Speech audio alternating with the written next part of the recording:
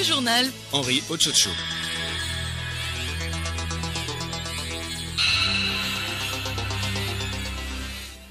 Il est exactement 12h30 sur les antennes de Radio Lomé. Mesdames, Mesdemoiselles, Messieurs, bonjour. Les titres de ce journal.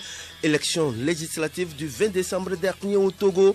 Sans surprise, l'Union pour la République unir le parti au pouvoir rafle ses 9 sièges sur les 91 en jeu. Il est suivi par l'Union des forces du changement UFC de Gilles Christ Olympio avec 6 sièges.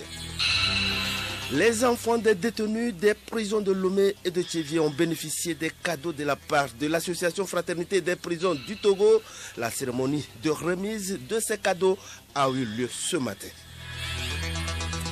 Et puis ces 15 dernières années, l'Indonésie, l'archipel aux plus de 17 000 îles est souvent touché par les catastrophes naturelles aux lourdes conséquences humaines et matérielles.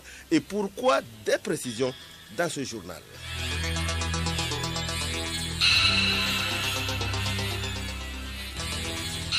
radiolomé.tg. Mesdames, Mesdemoiselles, Messieurs, une fois encore, bonjour. Nous le disions en titre, les résultats provisoires des élections législatives du 20 décembre dernier sont connus. De ces résultats provisoires, le nombre de sièges par liste de candidats est réparti comme suit. Au titre des partis politiques, le net 3 sièges, UFC 6 sièges, Unir CK9, MPD 3, PDP 1 siège, MRSC 1 siège. Au titre des indépendants, Bâtir 2 sièges, AV En Marche 1 siège, Dounegno 2 sièges, Aloledou Vaud 2 sièges, Isop 2 sièges, CRAD 3 sièges, Pour Construire 2 sièges, Nouvelle Vision 1 siège, NIR 2 sièges, Conscience Patriotique 1 siège. Le scrutin du 20 décembre 2018 s'est déroulé dans le calme et est inclusif. C'est ce qu'a souligné l'ONG Patrimoine commun dans sa déclaration préliminaire de la mission d'observation nationale. L'ONG a formulé des recommandations notamment.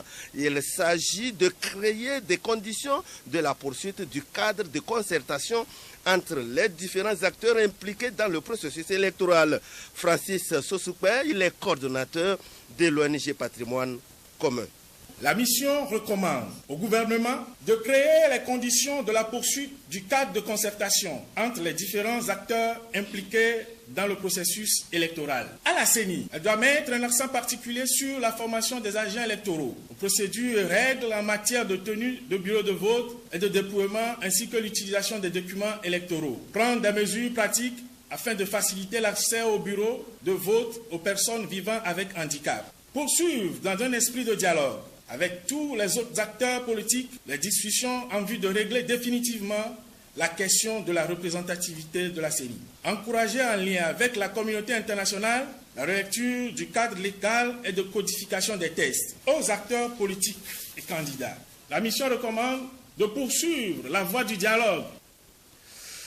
L'association Fraternité des prisons du Togo, branche togolaise de la Fraternité internationale des prisons, FIP, vient en aide aux enfants des détenus.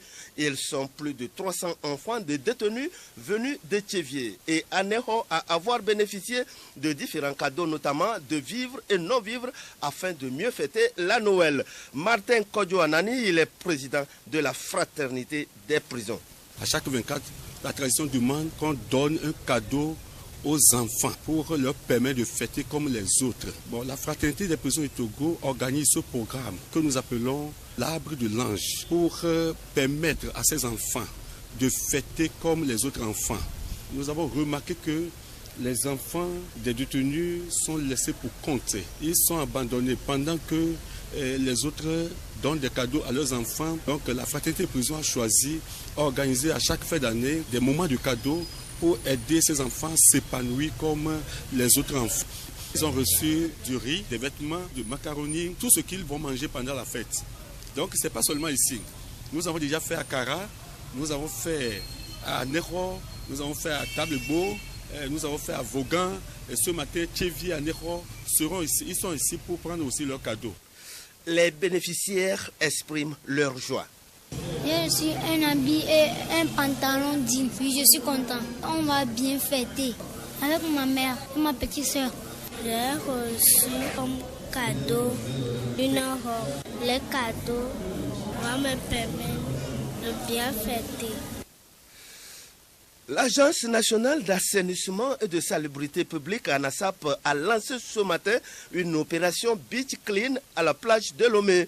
Placée sous le thème « J'aime ma ville, j'en prends soin », l'opération va permettre aux familles de bien célébrer la fête de Noël et de Nouvel An à la plage en s'amusant dans la joie et dans la propreté. Betty Chapo David, coordonnateur en chef des opérations et exploitations ANASAP. Le rôle que joue la NASAP dans la ville de Lomé, partant dans tout le Togo, c'est la propriété. C'est de voir que nos villes soient propres et offrent un meilleur cadre de vie à la population. C'est dans ce contexte que nous sommes réunis ici sur cette plage pour donner à la plage son éclat afin de permettre à la population togolaise, à la veille donc des fêtes de fin d'année de Noël, à ce que tout le monde puisse s'épanouir et profiter de la plage si belle que nous avons. L'opération de nettoyage se poursuit les 27 et 28 décembre. Écoutez Radio Lomé sur le web sur le www.radiolomé.tg. Magazine à présent, les accidents de circulation sont de plus en plus récurrents en ces périodes de fin d'année. L'inobservation des règles élémentaires de la sécurité routière est l'une des causes. Quelles sont les dispositions sécuritaires prises par le gouvernement pour réglementer ces moments de fête mouvementés? Élément de réponse dans ce magazine de Yakubo Wahabou, Arona Mola. Les excès de vitesse, la conduite en état d'ivresse, les surcharges, telles sont entre autres causes des accidents de la route. Ces causes, toujours les mêmes, de janvier à décembre, mais plus préoccupantes encore à la fin de l'année. C'est tellement alarmant que pour les réduire, le gouvernement a pris des dispositions sécuritaires. Memba Toi Atassou, officier de police adjoint à la division de la sécurité routière. Nous savons que les périodes des fêtes sont les moments à forte densité de circulation. Et pour faire face à cette situation, nous avons renforcé notre dispositif de surveillance et de gestion des carrefours qui sont identifiés comme accidentogènes, c'est-à-dire où nous enregistrons beaucoup plus des cas d'accident. Nous avons aussi en cette période décidé de sanctionner les usagers qui contreviennent aux règles élémentaires du code de la route, afin de garantir la sécurité de tous. Nous avons pris aussi des mesures pour que la gestion des parkings, des lieux de culte et ceux des places de fête, des veillées et des jours de fête proprement dites soient parfaitement exécutés pour permettre à la population de fêter dans la quiétude. Le respect du code de la route, la vigilance et la prudence peuvent éviter à l'usager de s'impliquer dans les accidents de la circulation routière. Retrouvons Memba Toi Atassou. J'appelle la population à plus de prudence et à la courtoisie, ainsi que le respect du code de la route. Que chaque usager de la route prenne conscience et pense à sa sécurité, à la sécurité des occupants qu'il a dans son véhicule. J'invite aussi les passagers à éviter de prendre des véhicules déjà pleins. Notons que pour la première quinzaine du mois de décembre 2018, on dénombre déjà 40 morts, 290 blessés et d'importants dégâts matériels. Le journal Henri Ochocho. Actualité internationale à présent en Côte d'Ivoire. En août dernier, après plusieurs mois de tension, le Parti démocratique de Côte d'Ivoire, PDCI, a mis fin à son alliance avec le parti présidentiel faisant éclater la coalition au pouvoir depuis 2010. De hauts cadres du parti opposés à la rupture entre Henri Konaté Dié et Alassane Dramane Ouattara montent au créneau. Ce dimanche, hier donc, autour du vice-président de la République, Daniel Kablan-Doukan, ils ont lancé un mouvement pour appeler à la réconciliation entre le chef de l'État ivoirien et le président de leur formation. Emmanuel Macron était en visite hier au Tchad. Un voyage qui a permis au chef de l'État l'État de faire le point avec son homologue tchadien Idriss Déby sur la situation sécuritaire dans la région du Sahel. Le président français a aussi annoncé le soutien de la France à l'organisation des élections législatives et municipales plusieurs fois reportées, mais qui pourraient se tenir au mois de mai prochain. Une annonce qui fait réagir les politiques. Alors que la majorité se réjouit, l'opposition estime que ce n'est ni à Macron, encore moins à Déby d'annoncer la date des prochaines élections. C'est à la CENI qui du reste n'est pas encore mise en place à recadrer le chef de file de l'opposition. À Madagascar, aucun résultat officiel de l'élection présidentielle n'a encore été annoncé, mais le candidat Marc Ravalomanana, crédité de 45% des voix selon les tendances partielles de la Commission électorale nationale indépendante CENI contre 55% pour son concurrent André Rajoelina, s'est exprimé hier donc dans une allocution à la nation ce 23 décembre. Le candidat à la présidentielle malgache Marc Ravalomanana a contesté les résultats et affirmé que le scrutin était entaché de fraude, une élection non crédible selon lui. Avant de s'adresser directement à ses soutiens, Marc Ravalomanana a listé les anomalies et malversations constatées par son camp durant ce second tour. Achat des cartes électorales dans telle commune, trucage des procès-verbaux dans telle autre, ministre de l'Intérieur partial, menaces et violences à l'égard de ses représentants. Et puis en Indonésie, au moins 281 personnes, j'allais dire, bilan provisoire, ont été tuées après que des vagues géantes ont été déferlées sur les plages du détroit de la Sonde. Le raz de marée est dû à une éruption volcanique. Le pays est souvent touché par les catastrophes naturelles aux lourdes conséquences. Bénédicte Kanda.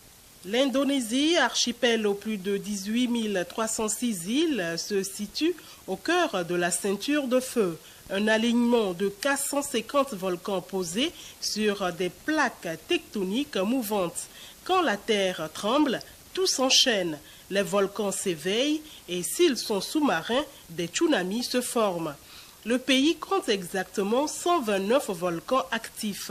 La catastrophe de samedi dernier est consécutive à une éruption modérée du volcan situé dans le détroit de la Sonde. Le directeur de l'Agence météorologique nationale a précisé ce matin que l'éruption avait provoqué un glissement de terrain vers l'océan qui a ensuite déclenché le tsunami.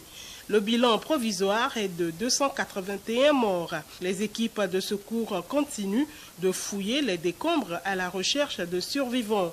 On déplore également un millier de blessés. Des centaines d'habitations, d'hôtels, de magasins ont été détruits ou endommagés par le passage du tsunami. Militaires et volontaires de secours sont à pied d'œuvre.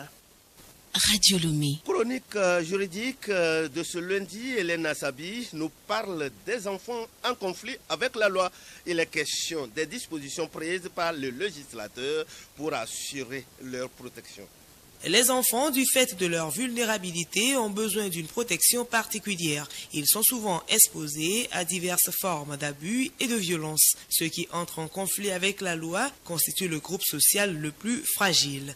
Du coup, au Togo, les juridictions font face à plusieurs situations conflictuelles. Le magistrat Missité à Roro-Comblan nous donne quelques exemples. Un enfant peut se retrouver coincé dans une querelle entre adultes. Les parents qui se déchirent par exemple et l'enfant est au milieu. Donc il faut trouver une solution à cet enfant. Ou bien des parents irresponsables qui ne s'occupent pas de leurs enfants. Le gouvernement togolais n'est pas resté indifférent face à cette situation. Plusieurs dispositions sont prises. Les juges pour enfants sont nommés et un code des enfants est aussi disponible. Il y a d'abord un code qui a été voté spécialement pour les enfants. En dehors du code de l'enfant, il y a le nouveau code pénal qui a été voté qui prévoit également des dispositions protectives envers les mineurs. Et sur le plan de l'organisation judiciaire, il y a les juges des enfants qui ont été nommés dans presque tous les tribunaux du pays. Donc ces juges des enfants s'occupent spécifiquement du cas des mineurs. Lorsque le mineur est en danger ou bien lorsque le mineur est auteur d'infraction, c'est le juge là spécialisé qui s'occupe de son cas. Même si l'essentiel est fait sur le plan des tests, sur le terrain, plusieurs défis restent à relever. Le pays ne dispose que d'une seule brigade pour mineurs. Magistrat à mi-cité à Rorou-Comblan. Sur le plan des textes, je crois que l'essentiel est fait. On peut toujours faire mieux. Le Togo est quand même bien classé dans ce domaine, sur la protection des enfants. Donc il reste maintenant à mettre les moyens à la disposition des juges des enfants, surtout au niveau de la garde. C'est-à-dire que lorsqu'un enfant commet une infraction, il ne doit pas être gardé dans les mêmes locaux qu'un adulte. Donc il faut des centres spéciaux pour les mineurs. C'est à l'instar de la brigade pour mineurs par exemple. Il n'y a qu'une seule brigade pour mineurs qui est à Lomé, alors qu'il y a des juges des enfants partout. Donc c'est ça l'un des problèmes essentiels qui subsistent. On se retrouve lundi prochain pour un autre numéro.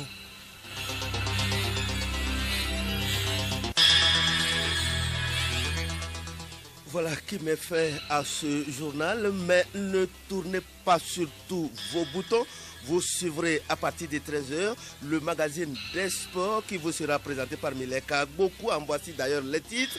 11e journée du championnat national de football de première division. La SCK termine en toute beauté l'année en gardant la tête du classement grâce à sa victoire de 2-0 face à Semassi de Sokodi.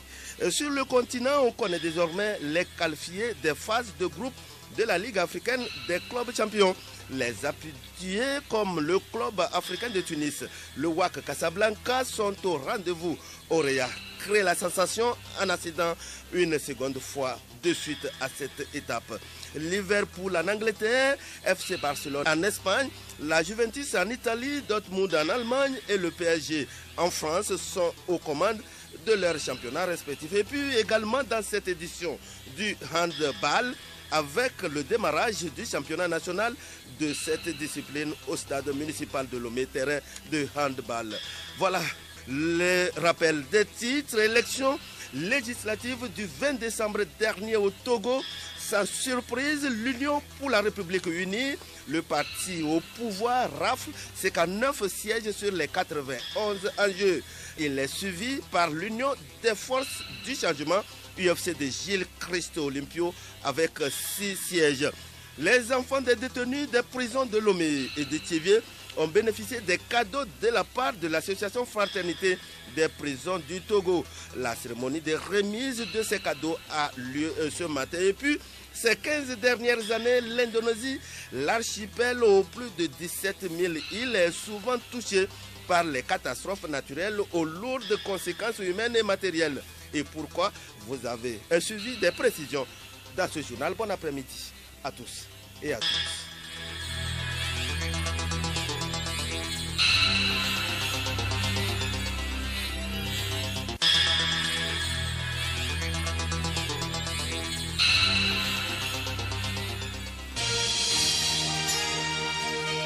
Radio Lomé, boîte postale 434, email radiolomé@radiolomé.tg. radiolomé.tg